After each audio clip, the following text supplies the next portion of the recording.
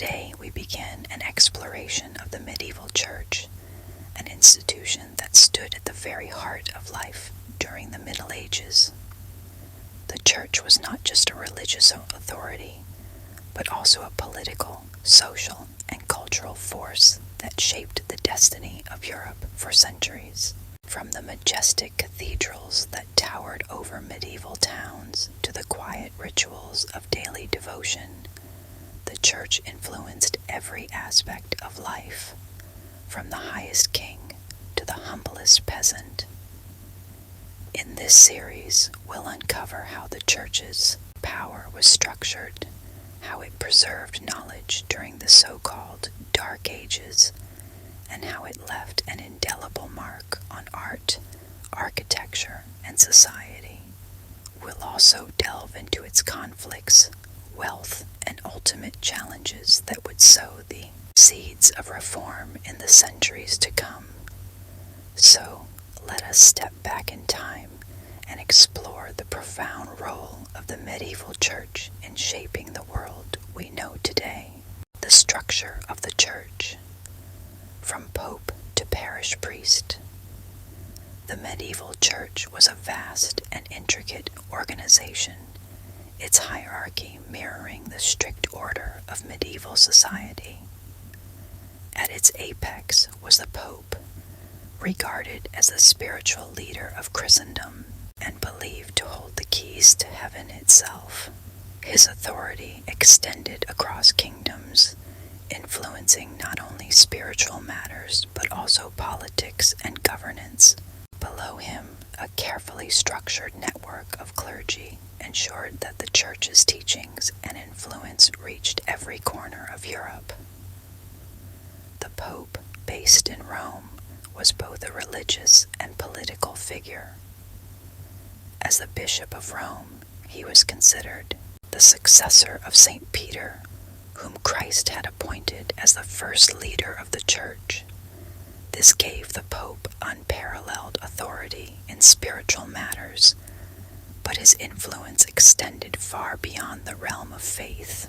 Medieval monarchs often sought the Pope's approval to legitimize their rule, and his ability to excommunicate rulers, essentially banishing them from the church, was a powerful tool that could destabilize entire kingdoms. Beneath the Pope were the cardinals, a group of senior clergy who served as his closest advisors and, crucially, elected the next pope. Known as the princes of the church, cardinals often wielded significant political influence in their own right. They managed dioceses and acted as ambassadors between the papacy and monarchs, ensuring that the church's interests were represented at the highest levels of power. The next layer of the hierarchy consisted of archbishops and bishops who governed large regions called archdioceses and dioceses. Each diocese was divided into smaller units called parishes, overseen by local priests. Bishops were responsible for supervising the clergy within their dioceses, ensuring that they adhered to church teachings and conducted their duties faithfully. They also played a ceremonial role, performing sacraments such as confirmation and ordination. Many bishops were noblemen, and their dual role as religious and feudal lords gave them immense local influence. Priests were the backbone of the church's presence in everyday life. Assigned to parishes, they were responsible for the spiritual well-being of their communities. They baptized infants, officiated weddings, heard confessions, and conducted funerals, marking the key moments of life with religious rites. Priests also delivered weekly sermons, teaching the tenets of Christianity and ensuring that the church's moral authority was felt in even the smallest villages. Their position made them intermediaries between the people and God, a role that respect and responsibility. Monasteries and convents formed another vital part of the church's structure. These religious communities operated somewhat independently of the traditional hierarchy, answering directly to their abbots, abbesses, or sometimes the Pope. Monasteries were centers of learning, agriculture, and charity, offering services like education and medical care. Monks and nuns lived according to strict rules, dedicating their lives to prayer, study, and work. They were the keepers of ancient manuscripts, preserving and copying texts that might otherwise have been lost during the turbulent medieval period. The church's influence was reinforced by its ownership of vast tracts of land, making it the largest landholder in Europe. Bishops, abbots, and monasteries managed estates that produced food, wealth, and resources, all of which funded the church's operations and lavish building projects, like cathedrals. This economic power intertwined the church with the feudal system, placing it at the heart of medieval society. However, this hierarchy was not without its flaws. The church's immense power sometimes led to corruption, with high-ranking clergy living in luxury, while lower-ranking priests struggled to meet their community's needs. Simony, the buying and selling of church offices, was a frequent problem, undermining the spiritual integrity of the institution. Yet, despite these challenges, the structure of the church allowed it to maintain control over a vast and diverse population, uniting people under a shared faith and system of beliefs. The medieval church's hierarchy was not merely a system of governance, it was a reflection of the spiritual order that the institution sought to impose on the world. From the Pope's seat in Rome to the smallest parish in a remote village, the church's presence was felt everywhere, shaping the lives of kings and commoners alike. This vast network ensured that the church remained a central force in medieval Europe, its power both awe-inspiring and, at times, deeply contested. Monastic life. Monks, nuns, and the rise of monasteries. In the heart of medieval Europe, monasteries stood as islands of devotion, learning, and stability in a turbulent world. These religious communities, home to monks and nuns, played an essential role in preserving knowledge, offering refuge, and maintaining the spiritual life of the church. Beyond their walls, monasteries were centers of economic activity and cultural development, making them some of the most influential institutions of the medieval period. The origins of monastic life in medieval Europe can be traced to the early Christian hermits of Egypt and the Near East. These individuals sought solitude to dedicate themselves entirely to prayer and contemplation. Over time, their practices evolved into communal living under strict rules, most famously codified by Saint Benedict of Nursia in the 6th century. The Benedictine rule became the foundation of Western monasticism, emphasizing a balance of prayer, work, and study. Monasteries followed a structured daily routine centered around the divine office, a series of prayers held at specific times throughout the day and night. Monks and nuns rose before dawn to recite matins, the first of 8 canonical hours, and continued their prayers at regular intervals. This rhythm of worship, known as ora et labora, pray and work, defined monastic life, combining spiritual devotion with practical duties. The practical work of monasteries varied widely. monks and nuns engaged in agriculture, tending to crops and livestock to sustain their communities and provide for the poor. Many monasteries became self-sufficient, producing everything from food and clothing to tools and manuscripts. Scribes worked tirelessly in the scriptorium, copying religious texts and classical works by hand. These efforts preserved invaluable knowledge during the so-called Dark Ages, ensuring that the wisdom of antiquity was not entirely lost.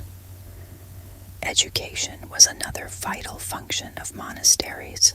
They often served as schools, educating not only novices preparing to join the religious life, but also the sons of nobles and future leaders. Monastic schools taught reading, writing, arithmetic, and Latin, which was essential for communication within the church. This commitment to learning made monasteries centers of intellectual life and hubs of innovation.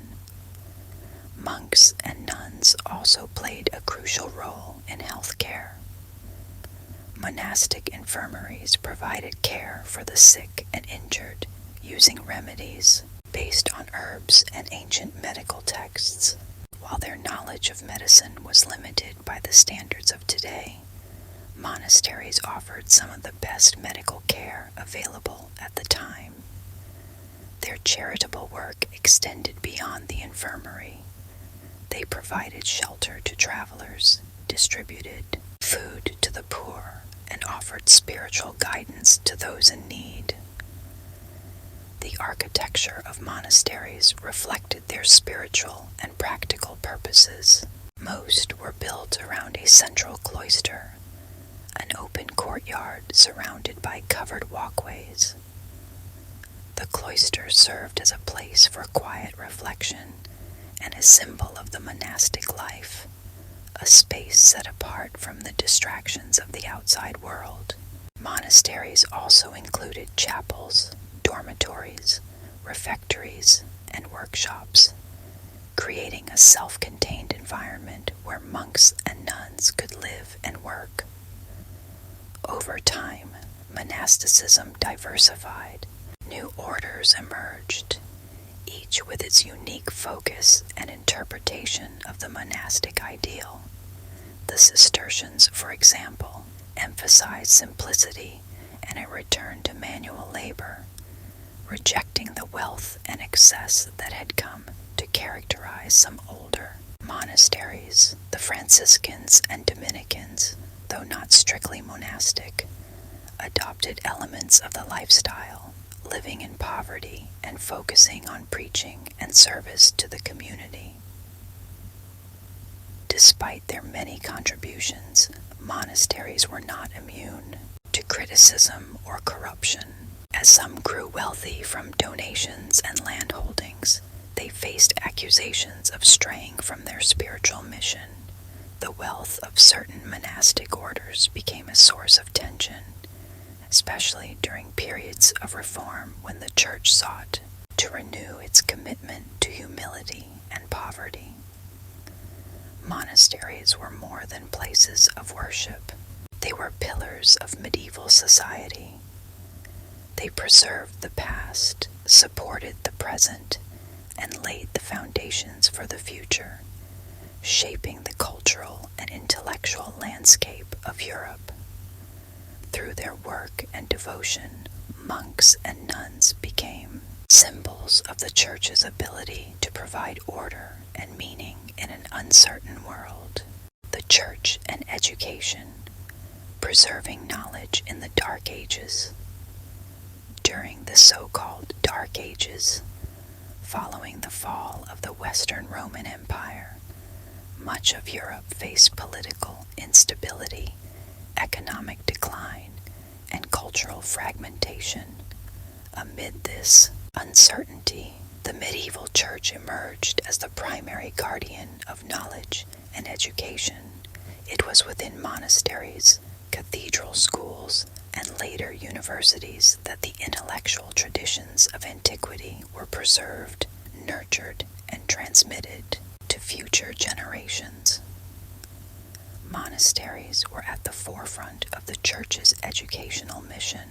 The scriptoria, or writing rooms, found in these religious communities became vital centers of intellectual activity. Monks dedicated their lives to copying and preserving texts, including religious works such as the Bible, theological writings by church fathers, and classical texts from ancient Rome and Greece.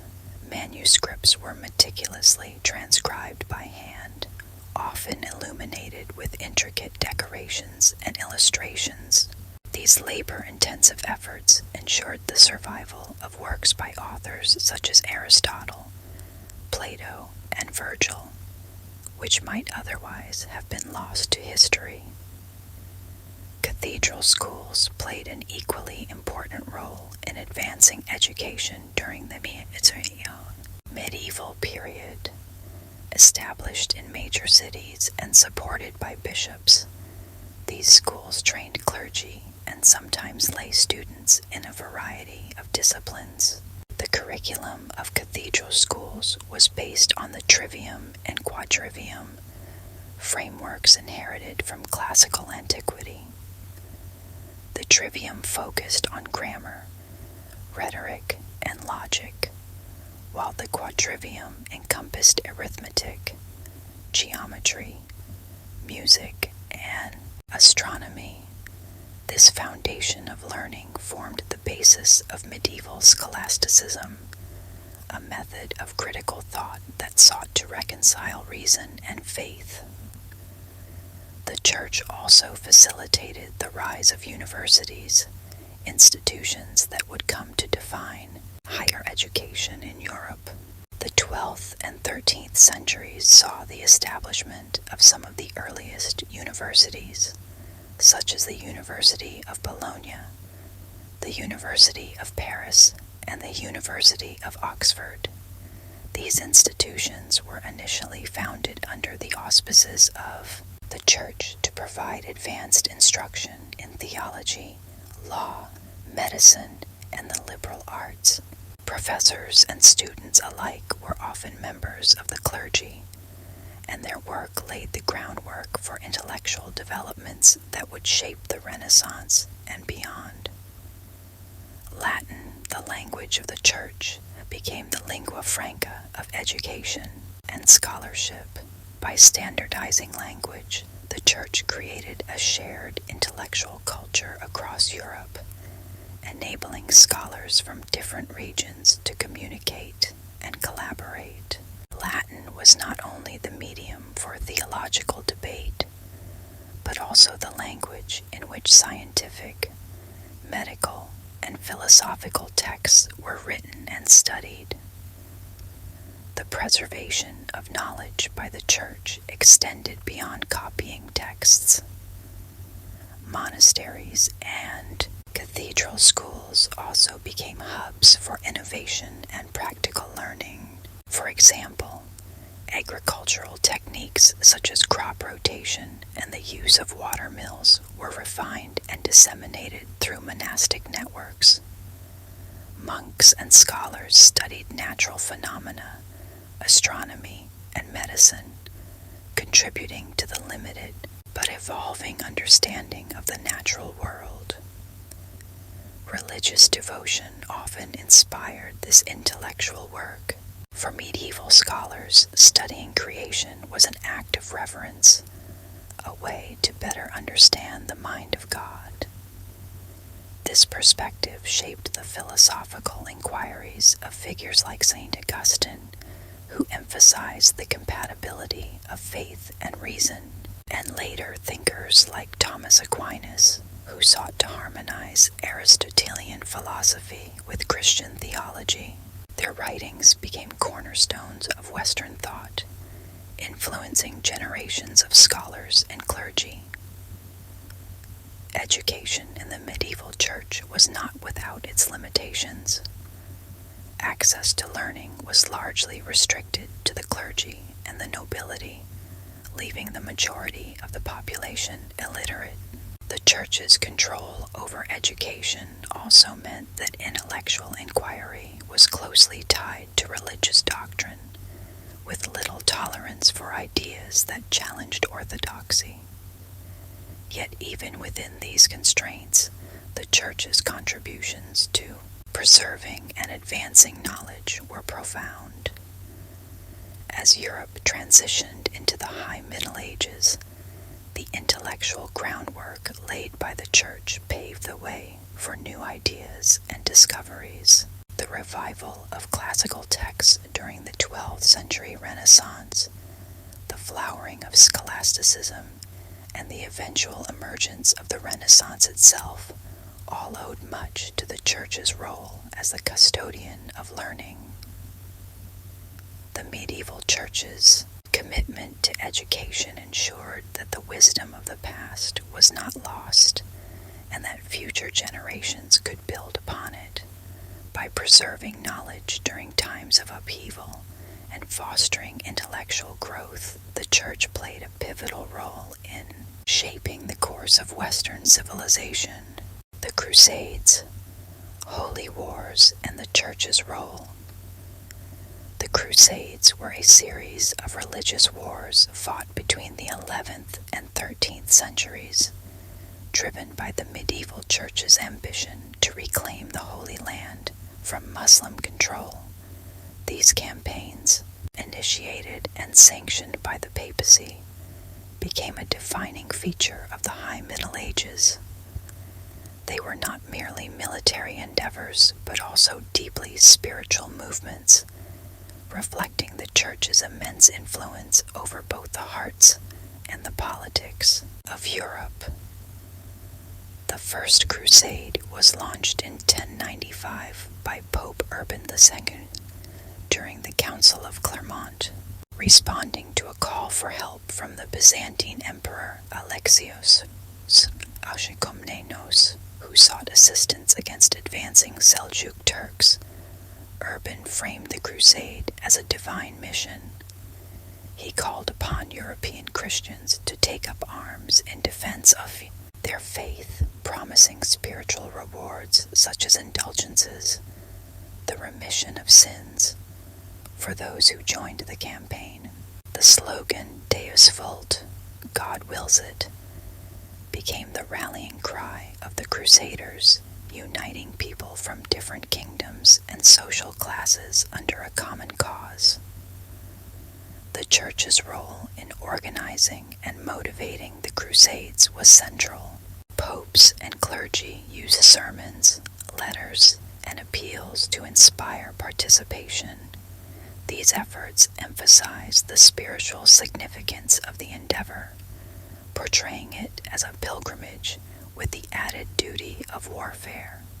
Crusaders were often blessed by priests before departing, and banners bearing the cross symbolized their holy purpose. The Church's involvement gave the Crusades a moral legitimacy in the eyes of medieval society, turning what might have been seen as a political conflict into a sacred duty. The impact of the Crusades extended far beyond their initial religious goals.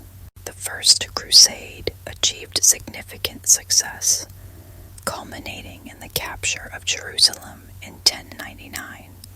This victory led to the establishment of Crusader states such as the Kingdom of Jerusalem, the County of Tripoli, and the Principality of Antioch. These territories served as footholds for European influence in the Near East and became centers of interaction between Western and Eastern cultures. Subsequent crusades, however, faced mixed outcomes. The Second Crusade, 1147-1150, failed to achieve its objectives, while the Third Crusade, 1189-1192, led by figures like Richard the Lionheart of England and Saladin, ended in a negotiated truce rather than outright victory. The Fourth Crusade, 1202-1204, veered dramatically off course, culminating in the sack of Constantinople by Western Crusaders, a shocking betrayal that deepened the schism between the Roman Catholic and Eastern Orthodox churches. While the Church framed the Crusades as noble efforts to reclaim holy sites, their reality was far more complex.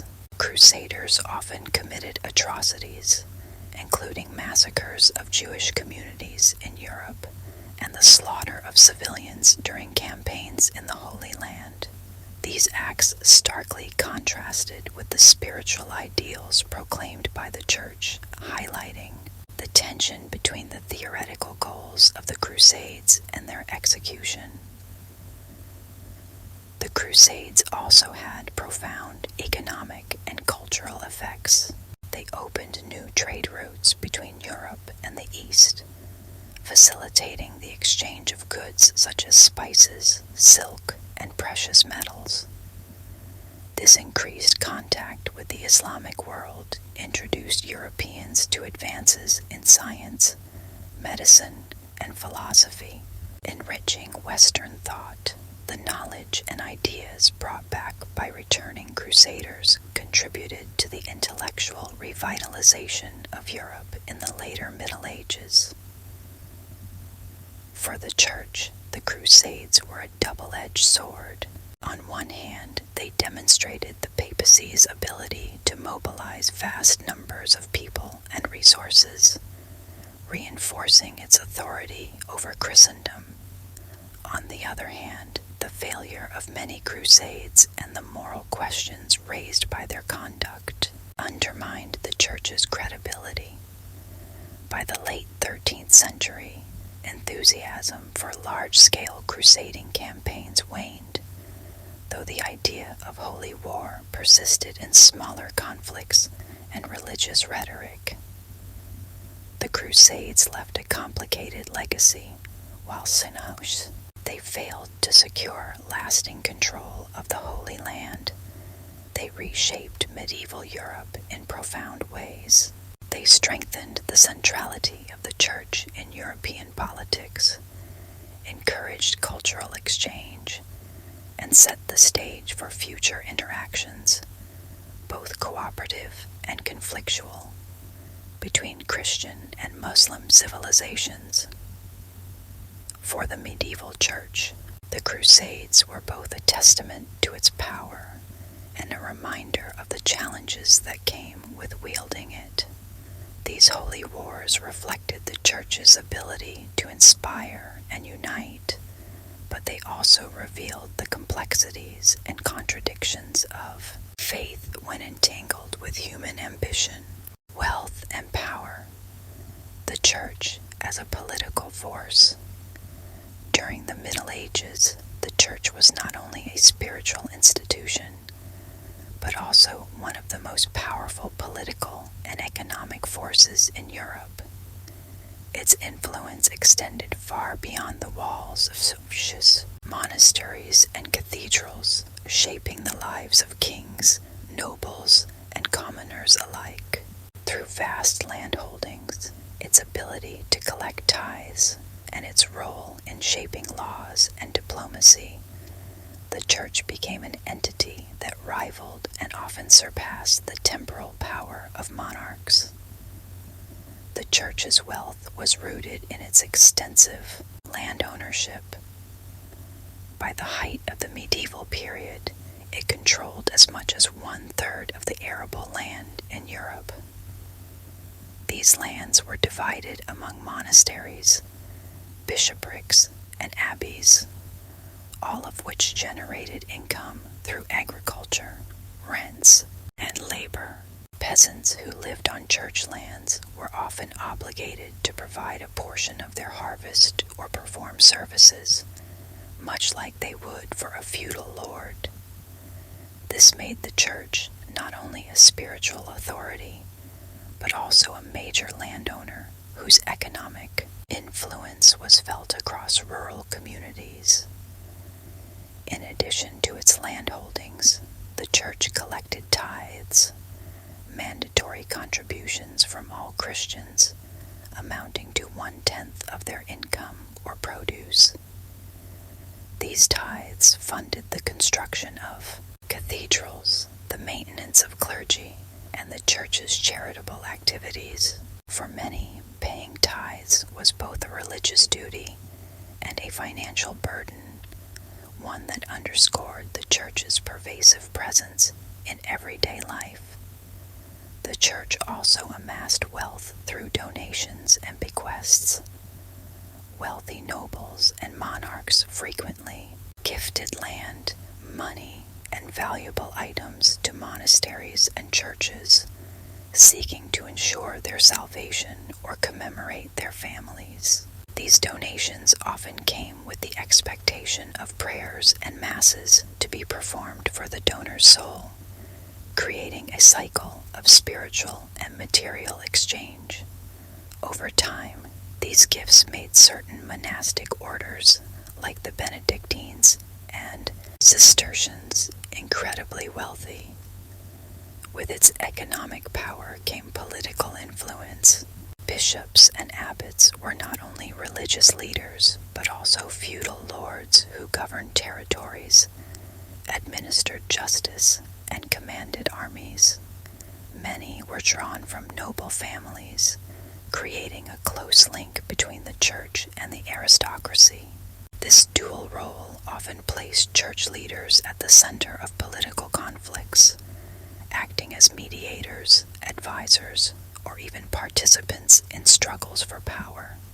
The papacy itself wielded immense political authority, often intervening directly in the affairs of kings and emperors. The doctrine of papal supremacy, which held that the Pope had authority over all secular rulers, allowed the Church to assert itself as the ultimate arbiter of disputes. This was exemplified during the investiture controversy of the 11th and 12th centuries, a conflict between Pope Gregory VII and Emperor Henry IV over the right to appoint bishops.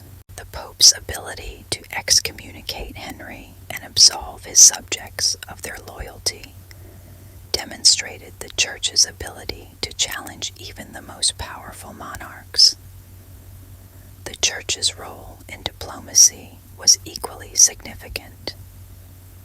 Popes and clergy often acted as negotiators in peace treaties, using their moral authority to broker agreements. The Church's network of monasteries and bishoprics also provided a system of communication and intelligence that was invaluable in political affairs.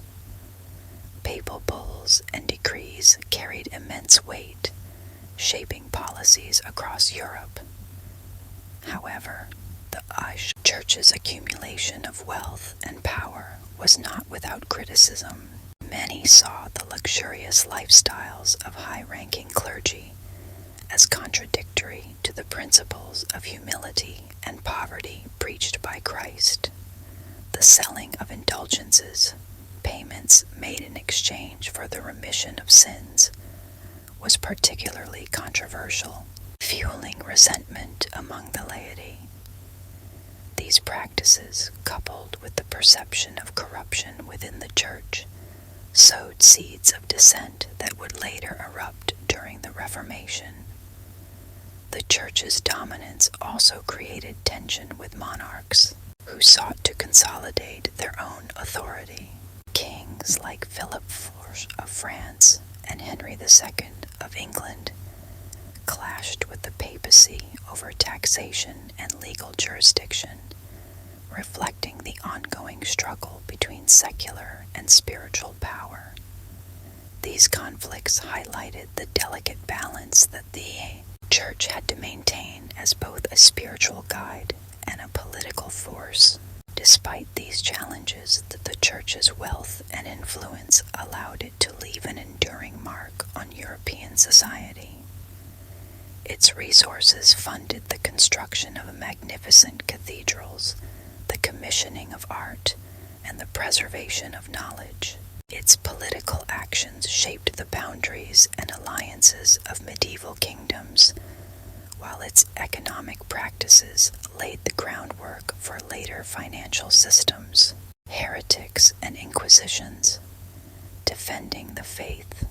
In medieval Europe, the Church held immense authority over spiritual and moral life, but that authority was not always unchallenged.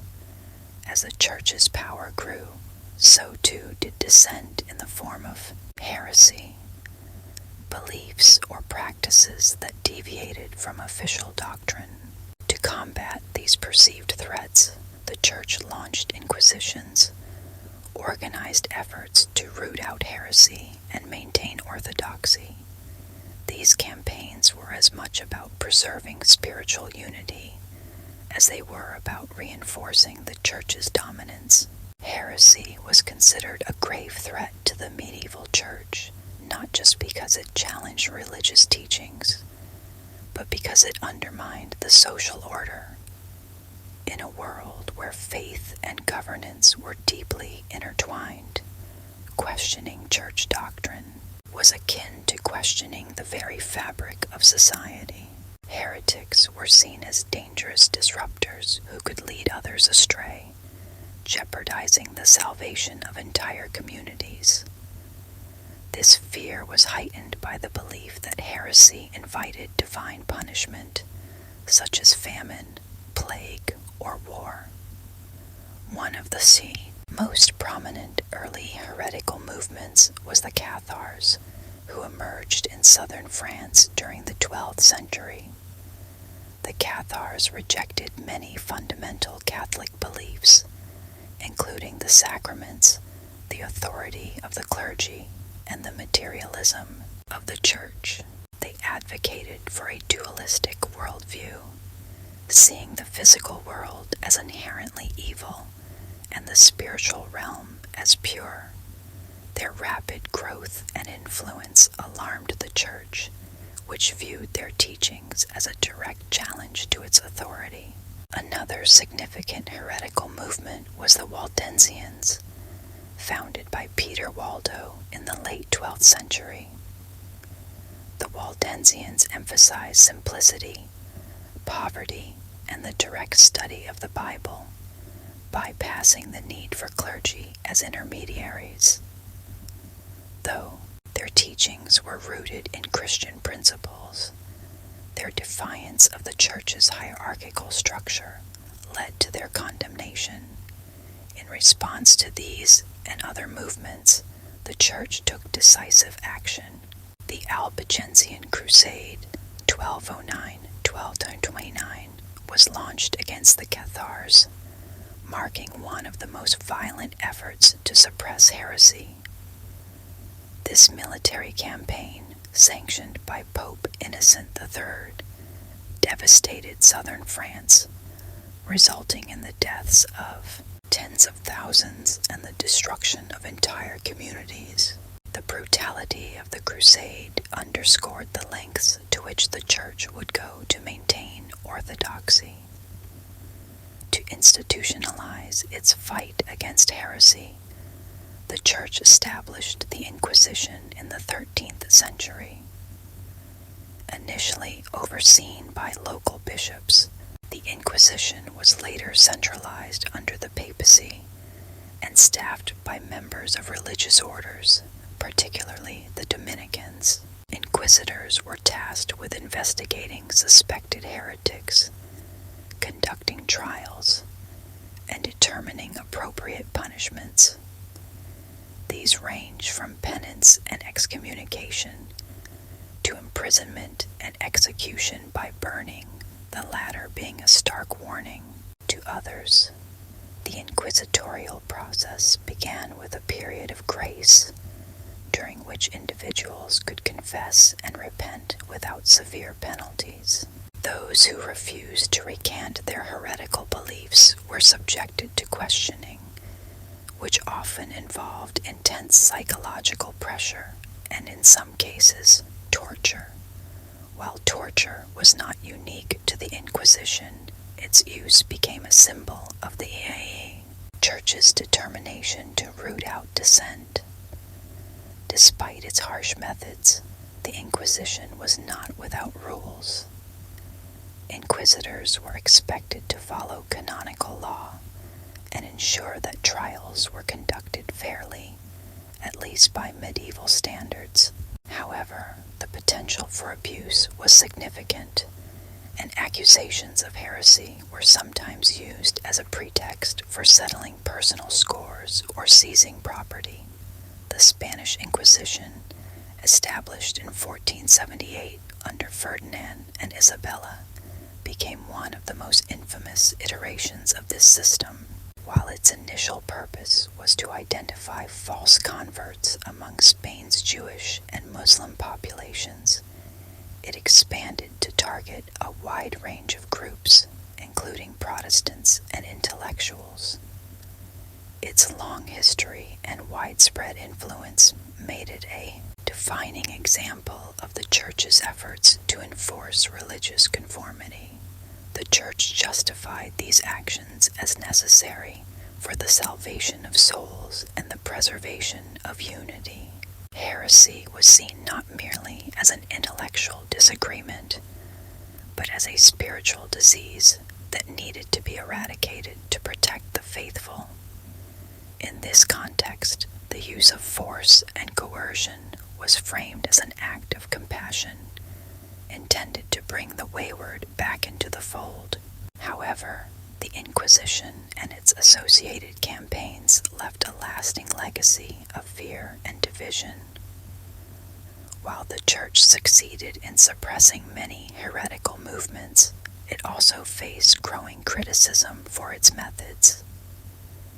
These events contributed to the eventual questioning of Church authority that would culminate in the Reformation, as well as shaping modern perceptions of religious intolerance. Art and architecture. The Church's contribution to culture. The medieval Church's influence on art and architecture was monumental, shaping the cultural landscape of Europe in ways that still inspire awe today. Through its patronage, the Church not only glorified God, but also created enduring symbols of its power, wealth, and spiritual vision, from the soaring Gothic cathedrals to intricate frescoes and illuminated manuscripts. The Church was the driving force behind some of the greatest artistic achievements of the Middle Ages. One of the most iconic contributions of the Church to architecture was the cathedral. These grand structures, often the centerpieces of medieval towns, were designed to reflect the glory of heaven and the majesty of God. Early medieval churches were built in the Romanesque style, characterized by thick stone walls, rounded arches, and small windows. These buildings were sturdy and fortress-like, evoking a sense of stability and permanence in a tumultuous world. By the 12th century, the Gothic style began to emerge, revolutionizing church architecture. Gothic cathedrals, such as Notre Dame in Paris and Chartres Cathedral, were defined by their soaring heights, pointed arches, and expansive stained glass windows. Innovations like the ribbed vault and flying buttress allowed architects to construct taller, lighter buildings filled with natural light. The vibrant colors of stained glass, often depicting biblical scenes, transformed these spaces into luminous, otherworldly realms that inspired devotion and awe. Beyond their architectural grandeur, cathedrals served as hubs of community life. They were places of worship, education, and social gathering, reflecting the central role of the Church in medieval society. The construction of a cathedral could take decades or even centuries, requiring immense resources and coordination. Entire communities contributed to these projects, from wealthy patrons funding the work, to craftsmen carving intricate stone details, and ordinary laborers hauling materials. The church's patronage extended to visual art, particularly in the form of frescoes, mosaics, and panel paintings. Churches and chapels were adorned with scenes from the Bible, the lives of saints, and apocalyptic visions, all intended to instruct and inspire the faithful. These artworks served as visual sermons, teaching Christian doctrine to a largely illiterate population. Iconography, such as the lamb symbolizing Christ or the dove representing the Holy Spirit, provided powerful imagery that resonated deeply with medieval audiences. Illuminated manuscripts represent another extraordinary aspect of the Church's cultural legacy. Monasteries were the primary centers for producing these intricately decorated books, which included religious texts such as the Bible, psalters, and prayer books. Manuscripts were painstakingly copied by hand, with pages adorned by elaborate initials, borders, and miniature illustrations. The Lindisfarne Gospels and the Book of Kells are among the most famous examples, showcasing the incredible skill and devotion of the monks who created them. Music was also profoundly influenced by the church. Gregorian chant, named after Pope Gregory the First, became the foundation of medieval liturgical music. These simple yet hauntingly beautiful melodies were sung in unison, emphasizing the communal nature of worship. Over time, more complex forms of polyphony developed, leading to the creation of choral masterpieces that enriched the liturgical experience. The church's role in preserving and developing musical traditions laid the groundwork for Western music as we know it today. Even outside sacred spaces, the church's influence on culture was pervasive. Pilgrimages to holy sites such as Santiago de Compostela and Canterbury inspired the construction of shrines and the production of pilgrim badges, souvenirs that reflected both religious devotion and artistic creativity. Religious drama performed in town squares and churchyards brought biblical stories to life, combining spiritual instruction with popular entertainment. The church's patronage of art and architecture was not without its controversies. The immense cost of constructing cathedrals and commissioning artworks often strained local economies, leading to criticism of the church's priorities. Some viewed the opulence of these projects as a betrayal of Christian values of humility and simplicity. Yet, for many, the beauty of these creations served as a tangible expression of divine glory, drawing people closer to God. The legacy of the church's artistic and architectural contributions is both enduring and profound. The cathedrals, paintings, and manuscripts of the medieval period remain among the most treasured cultural artifacts of human history. They stand as a testament to the church's ability to inspire and unite, transcending time to continue moving hearts and minds. The church and daily life, rituals, festivals, and faith. In medieval Europe, the church was more than an institution. It was a vital part of daily life, influencing everything from personal routines to communal celebrations. Through its rituals, festivals, and teachings, the church provided structure, meaning, and a sense of community to a world often marked by hardship and uncertainty. Faith was not just a private matter, but a collective experience that shaped how people lived, worked, and interacted with one another. At the heart of medieval life were the sacraments, sacred rituals that marked key moments in a person's spiritual and physical journey. Baptism was the first and most universal of these rites, performed shortly after birth to cleanse the soul of original sin and welcome the individual into the Christian community. Confirmation followed in adolescence, reaffirming the individual's commitment to faith. Marriage, another important sacrament, was not only a union of individuals, but also a spiritual covenant overseen by the Church.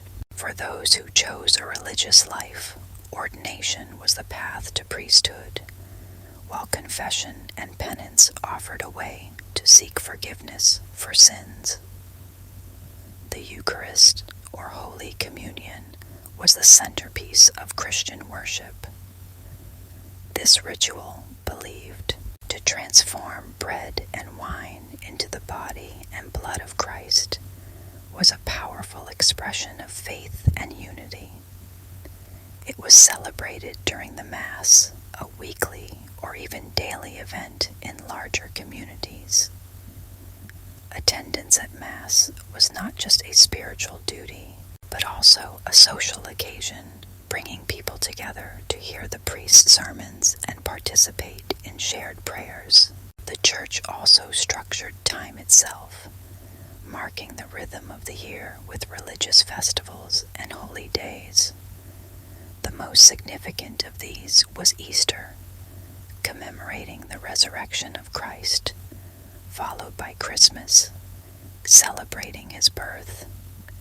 These major feasts were accompanied by periods of preparation and reflection, such as Lent, a 40-day season of fasting and penance, saints' days and local feast days added to the calendar, creating opportunities for communal worship, processions, and celebrations.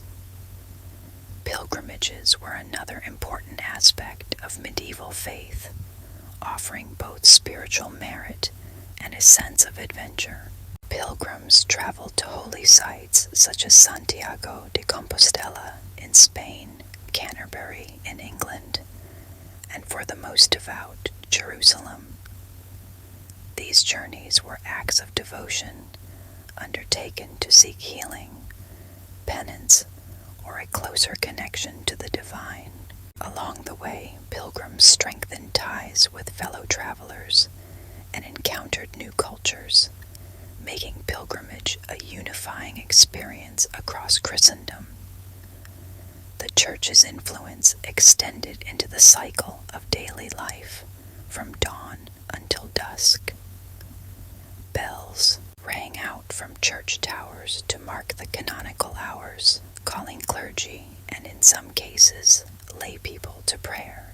These times of worship, matins, lauds, prime, terce, sext, none, vespers, and compline, provided a framework for the day, ensuring that even ordinary activities were punctuated by moments of reflection and connection to God. Education and morality were central to the Church's role in shaping daily life. Through sermons, confessions, and catechism, priests taught the principles of Christian behavior, emphasizing virtues such as humility, charity, and obedience. The Church also sought to regulate social conduct, issuing decrees against practices like gambling, drunkenness, and usury. While some viewed these efforts as restrictive, they reflected the Church's commitment to maintaining order and guiding its followers toward salvation. Community events and festivals often revolved around the Church, blending religious devotion with social enjoyment.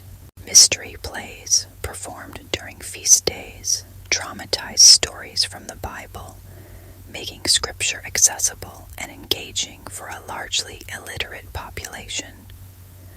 These performances were often grand spectacles, involving entire towns in their production.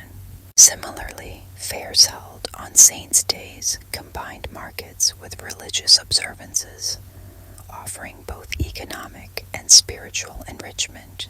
Charity was another vital function of the church, reflecting its mission to care for the poor and vulnerable. Monasteries and local parishes provided food, shelter, and medical care to those in need, embodying the Christian ideal of compassion. Almsgiving was encouraged as a way for the wealthy to demonstrate their piety, while the less fortunate found solace in the church's support. Despite its profound influence, the church's relationship with daily life was not without tension.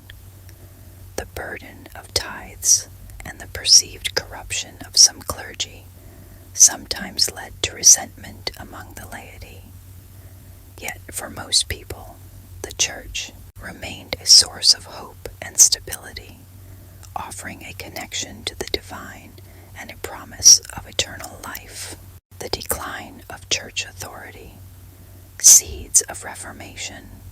By the late Middle Ages, the Catholic Church, which had once stood as the unchallenged spiritual and political authority in Europe, began to face growing challenges to its dominance. Internal corruption, external criticism, and changing social and economic conditions gradually eroded the Church's influence. These pressures planted the seeds of the Reformation, a movement that would forever alter the religious and political landscape of Europe.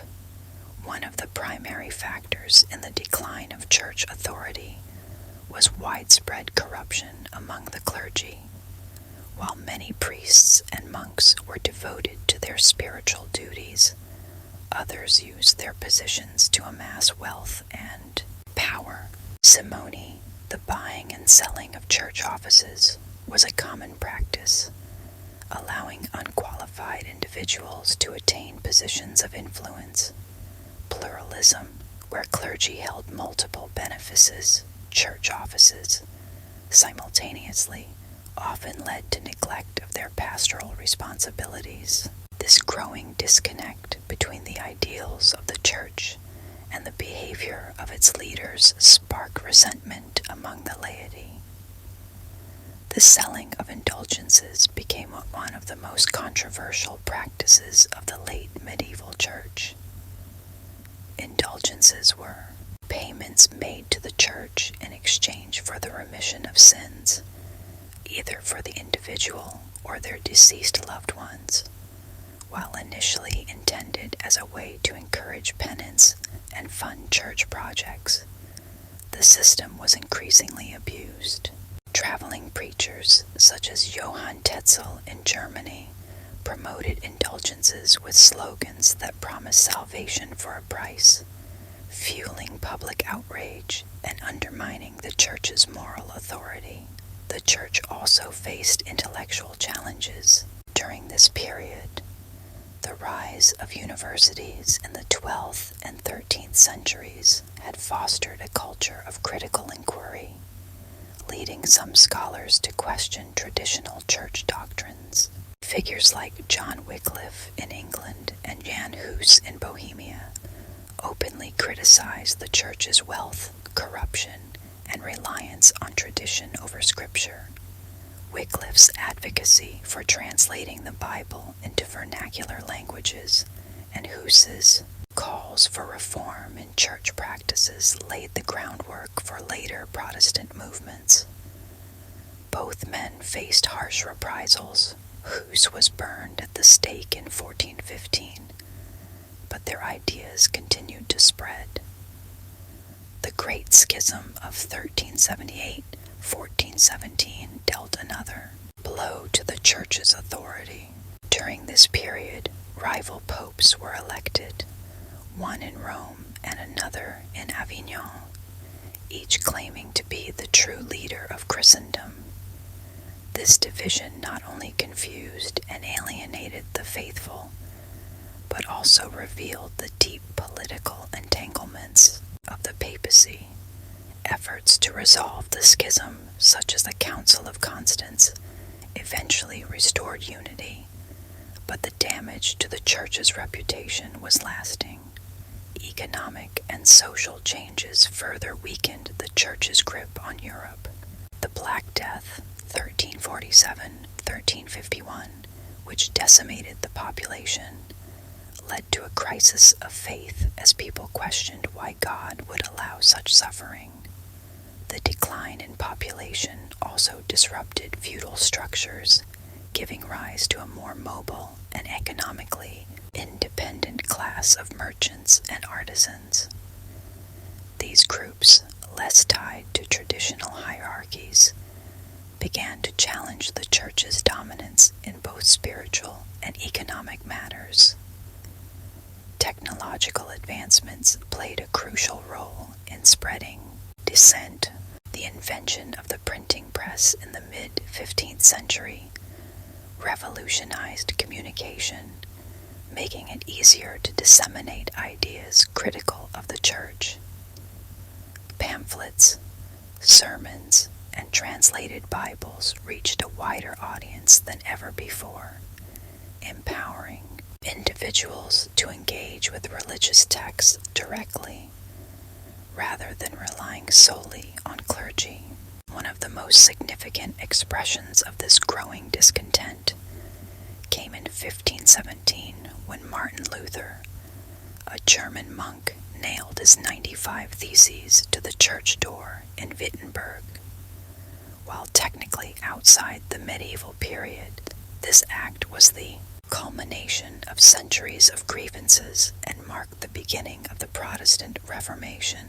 Luther's calls for reform, particularly his emphasis on salvation through faith alone and the authority of Scripture over tradition, resonated with a population already weary of church abuses.